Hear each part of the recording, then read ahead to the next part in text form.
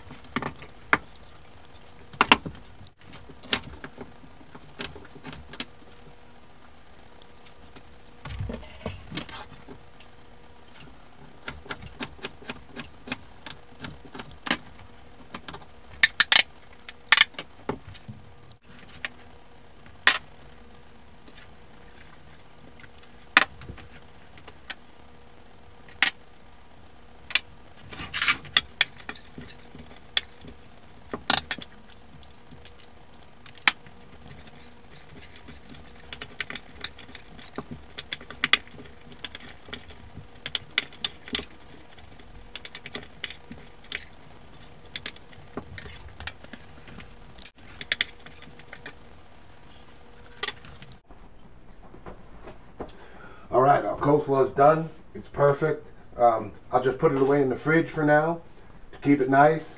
Keep it nice and firm and crispy and all that. Some people use sugar in it. You don't even have to because it's sweet because of the carrots and the cabbage and all. It really is sweet enough. You don't even have to do it. So always taste it first before you add any sugar or anything like that, okay? There it is. Into the fridge. You can take out the fish and start our prep with the fish. Okay?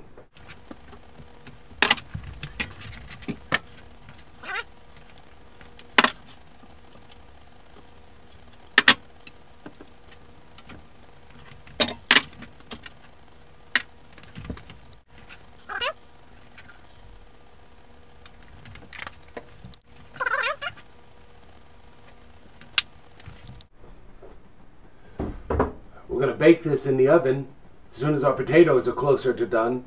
We'll bake it up. It'll only take a few minutes, and it'll be a beautiful thing. It'll be right in the pot, in the oven with everything else, and it'll be great. Okay? So we'll wait for that.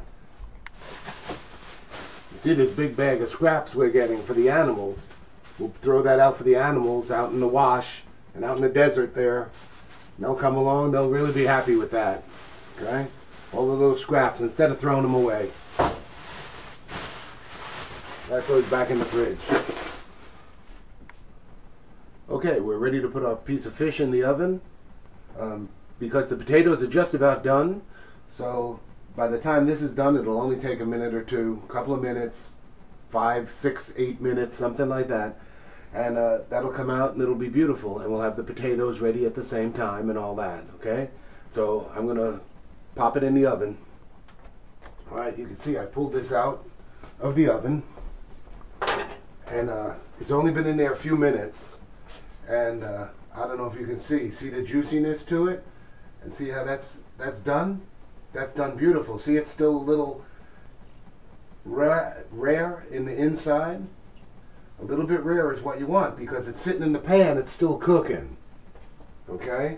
So that's a beautiful thing. It can sit there, that pan's hot, plenty hot. You can see I had to use a pot holder for it. And that's still cooking, and it'll be beautiful. It'll be nice and sweet that way. Okay? So I'm going to let that sit for a minute or two while I get out the potatoes and all that and set up some plates.